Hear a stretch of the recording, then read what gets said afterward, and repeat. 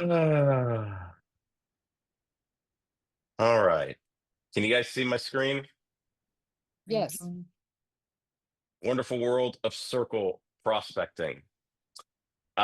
So this isn't a terribly complicated concept here, but it is something that is incredibly effective. One of the things that when I first got into real estate, it never dawned on me that the people who might be of interest in properties might be the people that are in close proximity to the property you might be working with, or the owner that you might be working with in the property. And when I started to spend more time in it, it was really obvious that a lot of people showing up to open houses were people in that area. Not that necessarily that they were interested in that home, but they might be interested in moving themselves, and then that opportunity that was created from that conversation to list their home. So it was when I saw this lesson plan, it was like, okay, like this is actually a really good it's a really good topic of discussion because I think a lot of people miss this and overlook it. So let's dive right in. So, what is circle prospecting? Circle prospecting is first really defining this radius, right? So, you think about a home that you might be, or an owner you might be working with, maybe listing their home and putting it on the market to sell.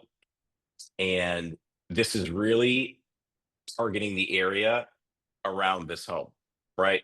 So defining this radius that's around the home, usually within 1 to 3 blocks of that radius, or 1 to 3 blocks of that home, and informing the people of what's actually taking place. So we might assume that they know that the home is being listed, maybe because they walk by, or just we just assume people know what's going on in the neighborhood. The reality is that they may not, right? So this is outreach to people, letting them know that, hey, a home is either just sold or a home is being listed. And while you and people might think that that's not necessarily topical to them, it is, because every home that is sold, every home that is listed ultimately affects their property value. It sets a new comp. So everyone should have a vested interest in knowing what's happening in and around their neighborhood, whether they plan to sell or not. It's a great opportunity for you guys because all of a sudden you get this credibility, right? And they always say all it takes is one. So immediately by representing someone in your area and hopefully having a successful transaction that closes and maybe setting a new price for that market, you have a pivot point from which to talk to others, right?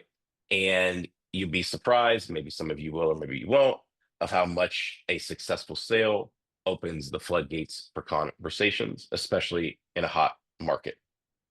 So one of these things that I love to advise realtors on is, in a tight market right now where a lot of buyers and sellers are sitting on the sidelines saying, yeah, I'd like to sell my home. I'm sitting on a lot of equity, but like there's no inventory. So even if I wanted to sell and found the buyer, like I don't even know where I would move. And so you know what? Like I don't want to even go through the process. And I think one of the things that Compass has done well is giving you guys a bevy of tools to use that are kind of like lightweight products to get people over this kind of hurdle, right? They might think that taking the next step, maybe listing a home and going through the process of the formal process, is so heavy to them and they just don't have time. So they give you a ton of excuses. But having had a recent trade open the door for a conversation and introducing Compass's suite of tools, I think creates a great kind of catalyst, if you will, to maintain or start to grow, rather, or develop a long-term relationship where you might not have an interest now, but let's stay in contact because we have the tools that kind of guide you through this process. So when the market does turn or when you are ready, we can have that conversation and not be behind the eight ball, right? Because planning is a big piece of this. So when you start to work a neighborhood, whether you are currently listing or whether you've just sold, you start to position yourself as this neighborhood expert, right?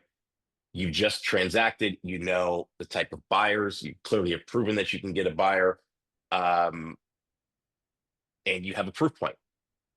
And we all need proof points, right? Tracking conversion metrics, right? So when you start to do this, right, 2 to 3 listing appointments per 100 contacts, like this is probably what this looks like. So this is not a, oh my God, for every listing and every person I talk to, like it's a one for one. That's just not how this works. But what it does do is it'll give you license to have a conversation. And if your hook is compelling enough, it certainly creates it can create a more favorable outcome for you. But it's a great way when you think about that juxtaposed to the cold outreach where you have no credibility in the neighborhood. You're entering as an outsider and you get the questions of, well, what do you know? Have you transacted? Why should I trust you? Right? Having listed or recently sold someone automatically builds that trust. So you can neutralize those concerns, if you will.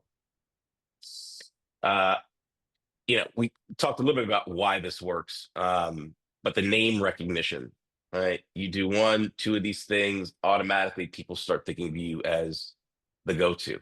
And I'll never forget when I was in Miami, I was living in Coconut Grove, and and we've all seen it, right? There's a gentleman who worked for Douglas Elliman, Dave Sidens, and his just name was synonymous. And so I started talking to people who had listed with him or sold with him and like what made Dave so great. They couldn't point to one or two things about him. His talk track seemed like everybody else. The tools seemed like everybody else. But he had just transacted every single home with a Dave Sidens home. So people just gravitated to him because, like, I don't know, like he seems to be selling all the homes. So if he sold this person's home, he probably has a good chance of selling mine. So you can just see the consumer psyche there, right? When in a world where a lot of people are just, there's a lot of noise and people are trying to make quick decisions and they don't have a lot of time to digest information, they stereotype. And this is the best stereotype there is, right? I need to sell home. I've seen home that recently sold or is listed. I see name that did it. I see multiple. Ergo, that person's the guy I should go with. Can you put me in touch? Right. And it's upsetting because people do a lot of work, right? Trying to penetrate a market.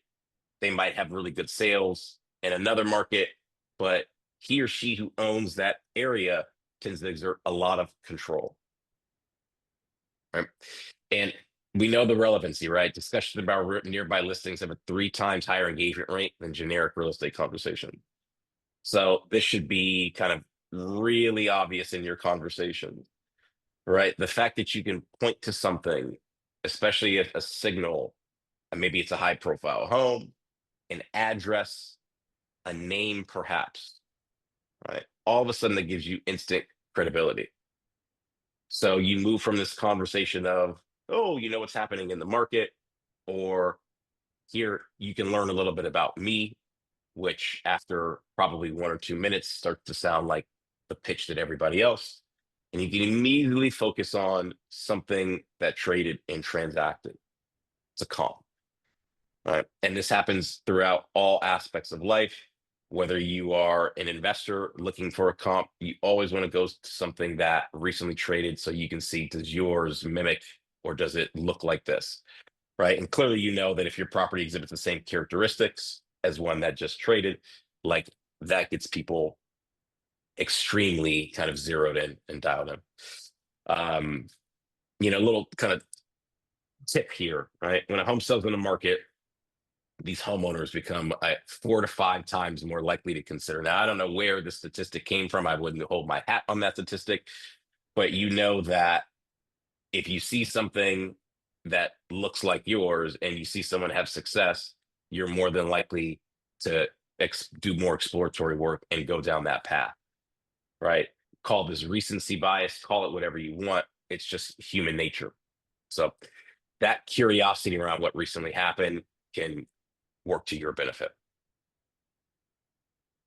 Right. So how do you define your circle? Right. This is really I think where a lot of the science is probably not uh given as much importance. Right.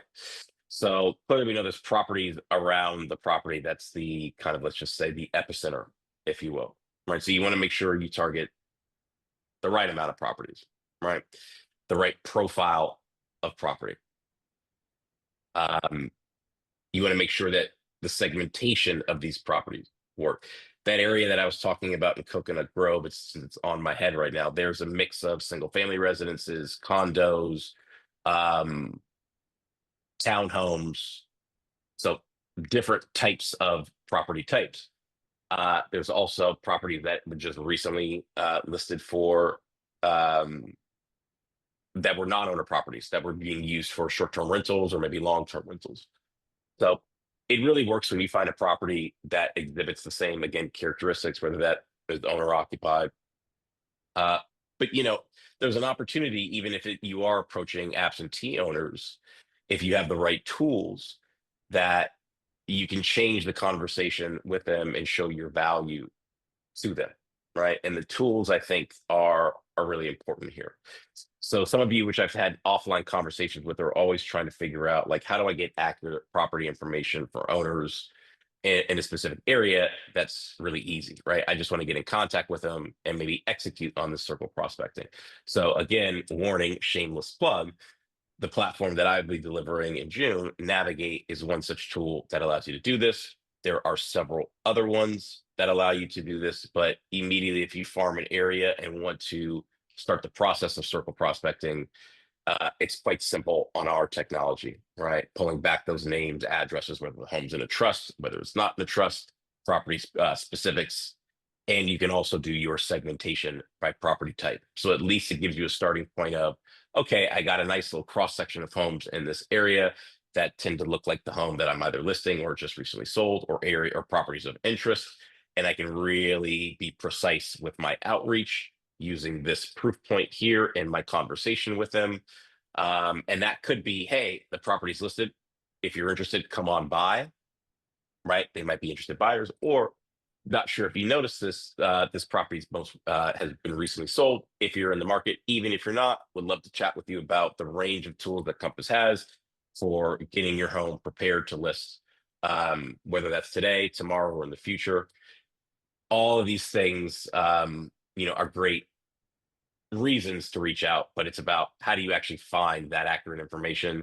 How do you actually have a platform that can send it out to these individuals uh, fairly efficiently and seamlessly? Again, Navigate is one such platform, but there are a host of other platforms.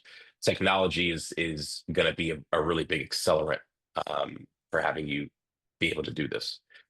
And again, the timing, right? So if whether you're listing a home, if you want to start this campaign to let people know there's activity in your area, would love to have you stop by.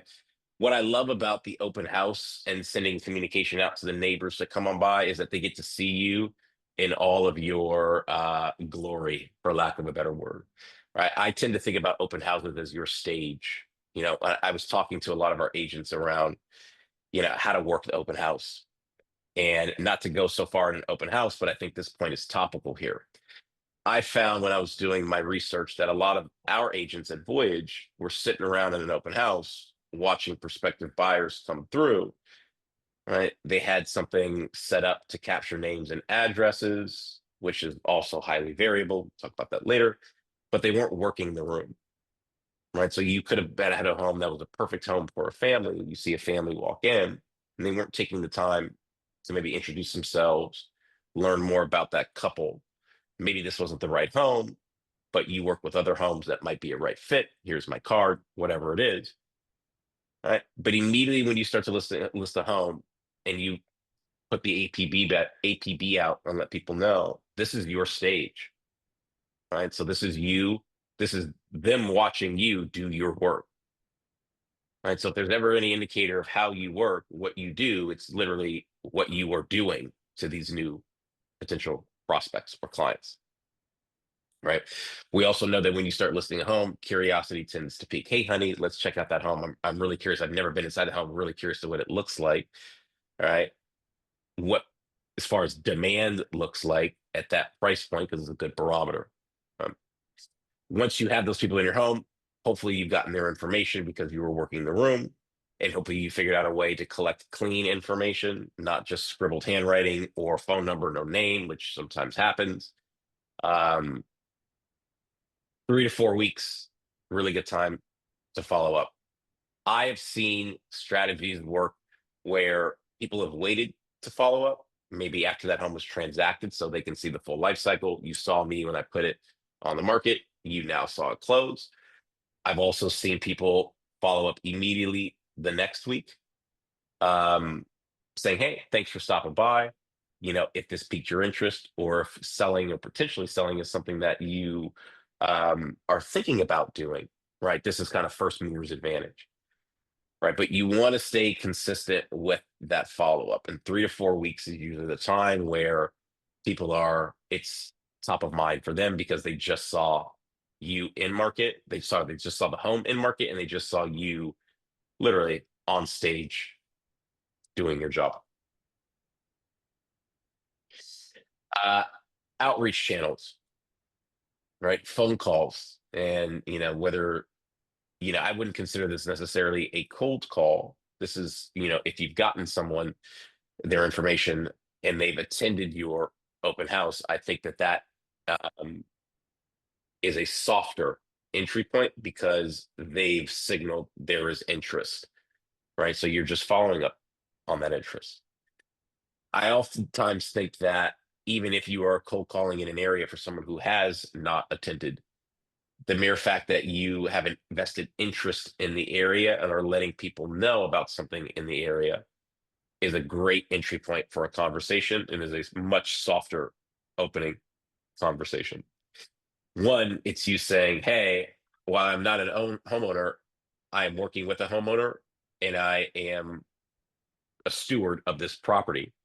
Two, my job is to drive the highest value, not just for my client, but I treat all my prospective clients the same way. And I'm curious to find out about your goals, right?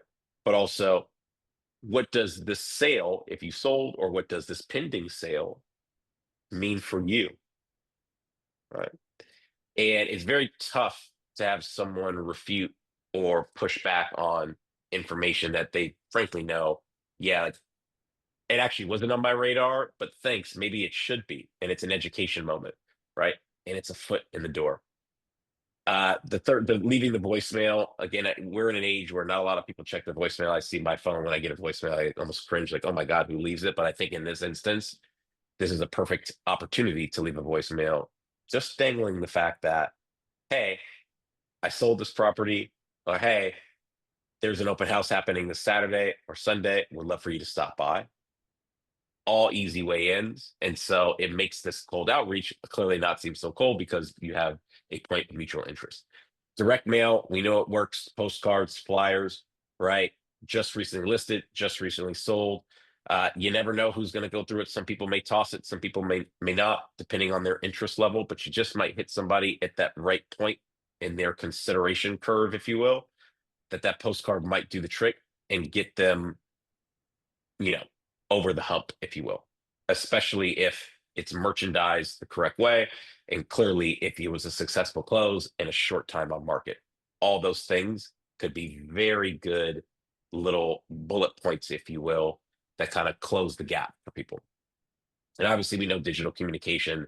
This is key, right? People who are searching in their area, obviously, if you do some geo targeting, all these things can make that listing, while it might seem far away, meaning this person doesn't walk down the street, all of a sudden you're bringing that street to them front and center and making them care, disrupting their path.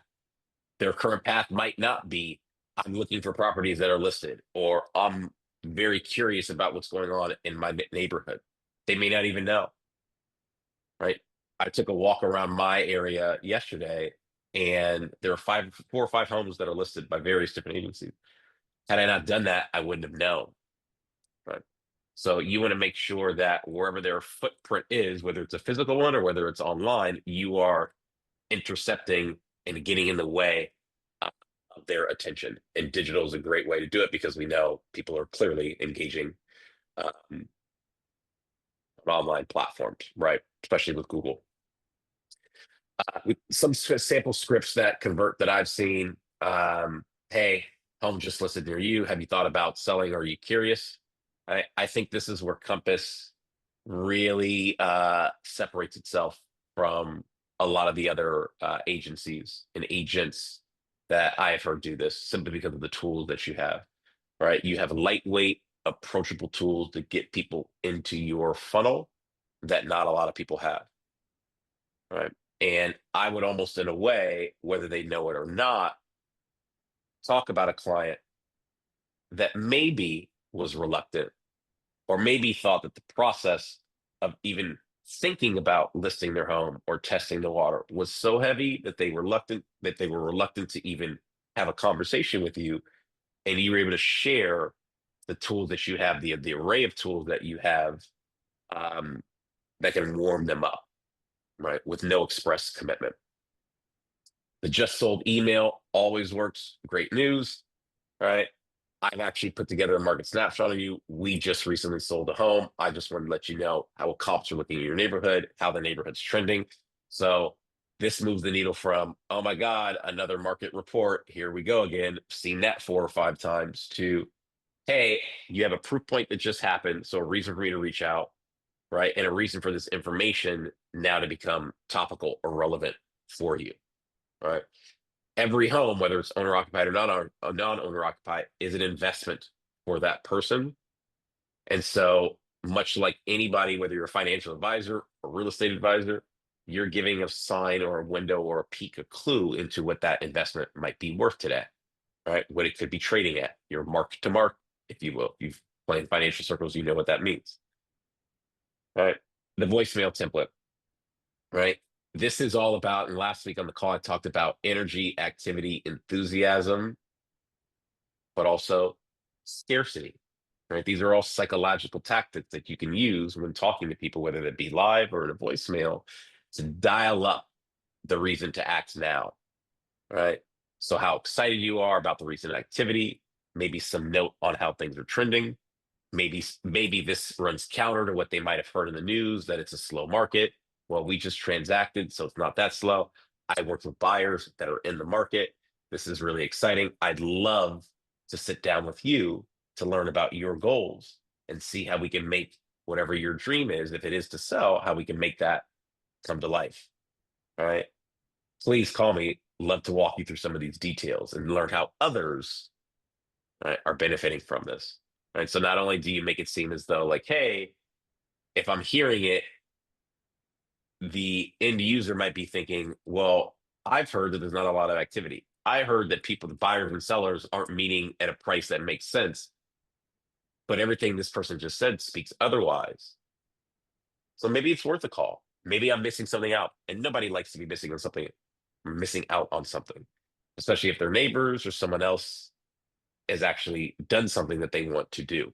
So it's worth the call. So that in many ways that might get people over the hump. And we talked about this already as far as the prospecting cadence, right? Immediately reaching out to these people 1 to 3 days, giving it a breathe time. You don't want to seem desperate, but hey, uh, just letting you know, just listen to property in your area. Would love to chat. Would love for you to come on by, right? And that's the most important thing. Would love for you to come on by. It's low risk, right? The reinforcement in week 2, week 3 is your conversion opportunity, right? Now you have, I've obviously you have the property. You're seeing what demand looks like. You're seeing people come in. They may not be the right fit for that property. They might be the right fit maybe for your property, Mr. or Mrs. Client or prospect, if you're interested. You just want to seem as though you are in contact with demand, right?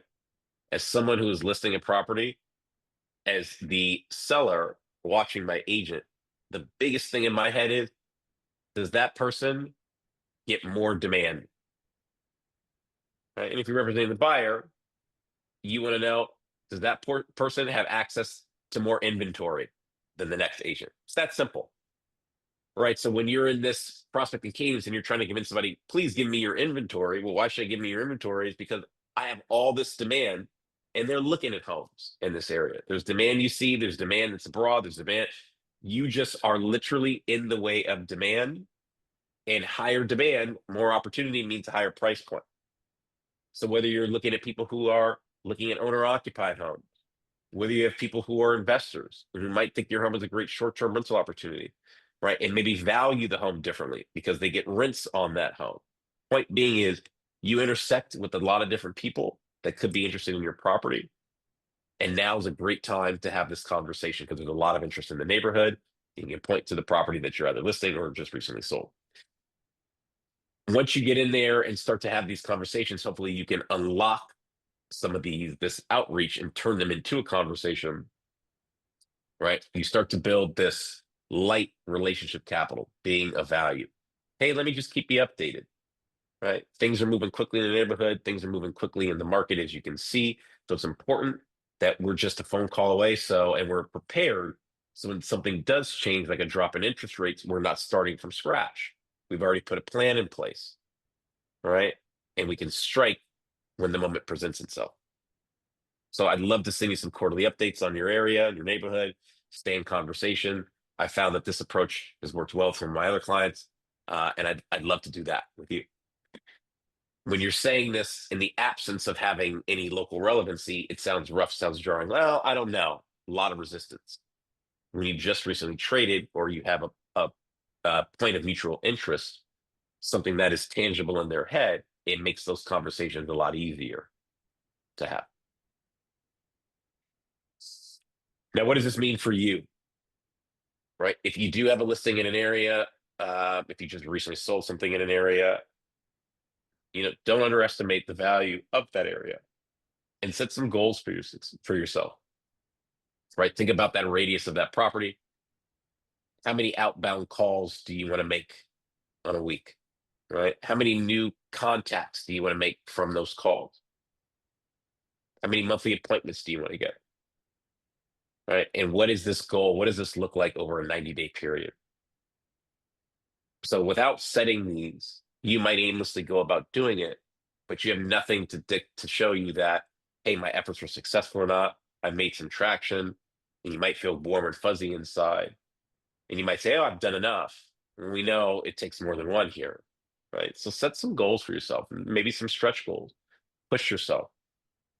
Yeah, I understand when people make cold calls, it's very difficult to like, oh God, I'm fear of rejection. This to me is a lot different, right? This is you have a license to call, a reason to call. And so if the person is rejecting you, again, shame on you, right? I'm just letting you know about activity that's happening in your area because others have benefited and you stand to benefit. So it makes that outreach a bit more easy, right? So put some targets on there that push you, right? And set some goals. And I think you'll find that circle prospecting effort can be really fruitful. So I know people are raising their hands, so I want to give them some time. Andre, I know that you have a question, and there's others who do. So please feel free to jump in and ask. It's not a question, actually. Uh, It's a share for those, oh, for people who are reluctant. yes. This is the lowest barrier to talking to people. And it's really, sorry, my dog is barking. It's like getting your reps in. You don't have to put your makeup on, ladies, and do your hair. You can be sitting there in your pajamas and be making Froze. gentlemen, same thing. So you can get your reps in, and nothing will get you more comfortable talking to strangers than this. Literally nothing. There's not a rejection at an open house. You don't have to be uncomfortable walking and talking up to people. It's not door knocking, which is much, much harder and much more preparation. You can pick up the phone and just get your reps in. Yeah. And will make a lot of money doing it. The reason that I've been doing this 29 years now or something, the reason I'm so fluid on the phone is because I did this for years and years and years. And yes, it's a grind, but it's really getting your reps in. Andrea, I have just a question because for me, the calling, obviously, you get to scale your outreach, right? Because you're sitting there and you can make as many calls. Obviously, you have a great reference point to open the conversation, right? It's a softer way in. You know, and again, this is not everybody. People are reluctant to door knock. Like, I actually love door knocking because I get to humanize and contextualize, right? That opportunity for them, right? They get to know who you are. And I'm curious to know if others have done in circle prospecting the door knocking approach. Like, granted, you can't hit the sheer number that you'd like. It takes a lot longer, but I feel as though the impact um, can be a lot stronger, if you will. Is that something you've done, Andre, or is that something others have done? Uh, have I done door knocking? Is that what you're Well, at? just with the circle prospecting kind of within that framework, right? So have a listing down the street. I I have. want to introduce myself, right? Right. But again, especially for women, I don't know what it's like to think like a guy, but we have to get our hair done. We have to do our nails. We have to put on the shoes that are comfortable instead of the heels. We have this whole big head game that will keep us from doing what we have to do. It's too hot, it's too cold, et cetera, et cetera. Do I have the right paperwork? Am I going to embarrass myself? So there's all these things going on in our head that might keep us from door knocking. Yeah. You can do this.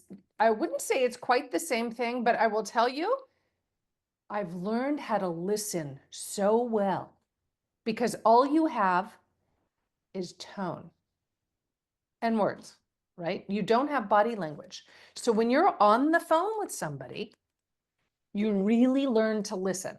You listen to what they're happy about. And wait, did I hear a little something in your voice that said that you're going to, make a change? Well, if you were to move, how would your next home be different from the one you're living in today? I'd be away from my sister or whatever, going back to Nomita's thing. Sorry, dogs are barking. Yeah, that's interesting. Yeah, I think everything you said is right. I, in my head, and again, I'm a little bit different. Uh, that conversation over the phone, which you're right, you can get all of that.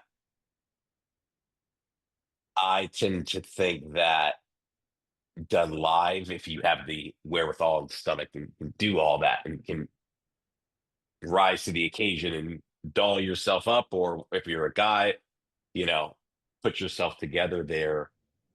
It's almost like you're in their domain, right? So it gives that Absolutely. And conversation so much more dimension, right? there's Um, absolutely room for both. yeah, yeah, yeah. And And it especially, honestly, it could be a bookend too, right? correct, especially because of the rules around dialing now. Yes, So if you're in a place where you can go from house to house to house easily, and I don't know what time of day that is that's going to be best, but the time, right. it's kind of like, what's the best diet? The Yep. one we stick to,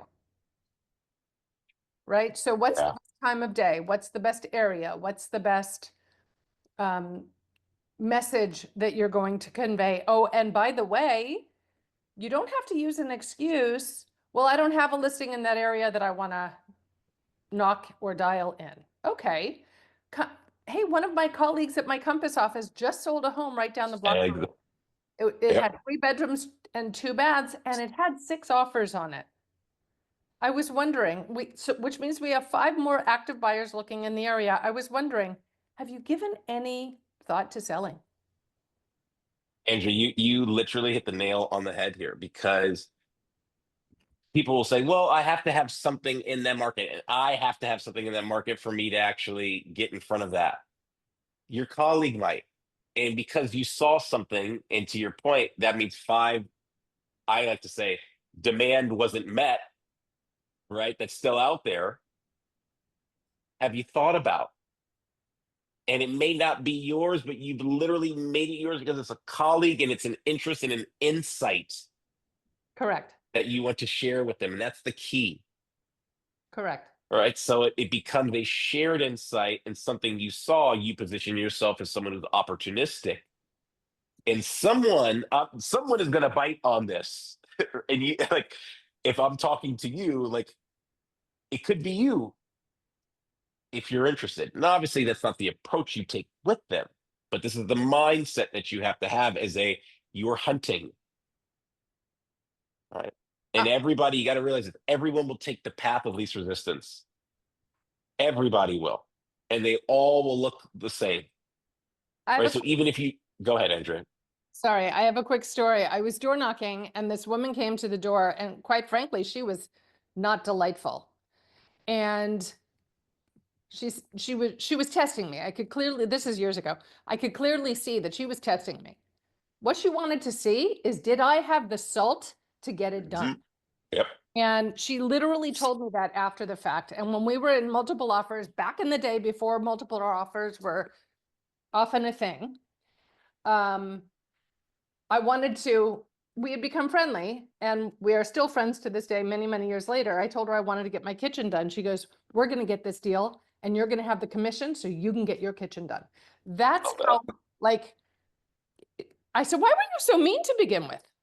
Right? So she just was testing me. And Yeah, sometimes they she probably was like, Andre, you have the audacity to show up to my door and violate my space. You think I'm gonna make it easy on you? well, it was, I want to transact, but are Yep. you the one to help me get there? So Yep. you have to meet them where they are. If they're assertive, be assertive. If Yep. they're Right. soft and meek, be soft and meek. You have to learn to be a genuine chameleon. Genuine. Yes. Yes. So you weren't here on one of the earlier calls. I have this, and clearly you've just shared it. To meet them where they're at, and it's so important, right? As someone in sales and knowing your client and listening, and the energy, and body language, tonality. Yep. Right? And someone who's assertive like that can't stand to work with someone who's meek or who wilts under that pressure. Precisely. They want to see you Precisely. dial it up. Like, this person can hang with me. I know Precisely. how I am, right? When someone comes to my door, and if I see any lack of confidence, I'm like, you're not going to make it in the biz. Right. Here's another thought. I'm currently dealing with something. Why I was out was I'm dealing with my mother's affairs right now. She's still with us, but I'm having to do some stuff. And I called 2 estate sellers. One of them didn't even call me back. Oh, I'm not pushy that way. So I gave up the date that you wanted. What? What? I went Yeah. with the other one by default just because he had decent follow-up. Decent. Yep. Not even spectacular. He didn't say anything like magical, but he had decent follow-up, which told me he could get the job done. Yep. Have decent follow-up, go out and have something decent to say, and say it all day, every day, and you will win. Yep. Yeah. On that note, And I have to bail. I have another call. Andrea, thank you. Yeah. The one thing I will say too is, and this isn't necessarily about circle prospecting, but this is about just you prospecting in general, whether you're doing it by the phone, meeting people. Have a point of view on something, right? Whether it's the market, it could be a provocative point of view, but have something to say. You guys are in this market all day long, transacting, clearly attuned to the conversation, privy to information that the average person may not know. Have a point of view and feel passionate about that point of view. Somebody Unless may it has to do disagree with with it. politics. Yeah, unless it has to do with politics. Exactly. Right. Because that could get you into trouble real quick. But again, about the markets, about real estate, about the future, about where things are going. Again, I don't care which side of the aisle that if you think demand's going to come back, have a point of view on something, because that point of view, it could trigger a conversation and trigger an open door where there's a relationship that's built on something. But people like people who have a point of view on something, not people who are just kind of wishy-washy. Right. All All right. right. So anyway, guys, I know it's 9:30. Sorry about the delay here. You'll see this presentation sent out to you guys, but I want to thank you for your time and your patience. And I think we'll see you next week. I know there's a conference next week, so I'm not sure. I'll check with Laura. But again, Yeah. if you have any questions, feel free to reach out. I'll be gone. Yeah. I'll be gone. Yeah. I Will won't you be at the here. conference, Amita? At the retreat, yes. Yes. I might be in attendance. I'm talking with Shirag. I know he's going to be speaking there. I might go. So in the event I do, hopefully I'll meet you face to face. And again, for those of you who I can't see on there, if you see me, please don't hesitate to come up and say hello. I'd love to meet you face to face. Sounds good. All right, guys. Take care. Bye-bye. Cheers. Thank you. Have an abundant day.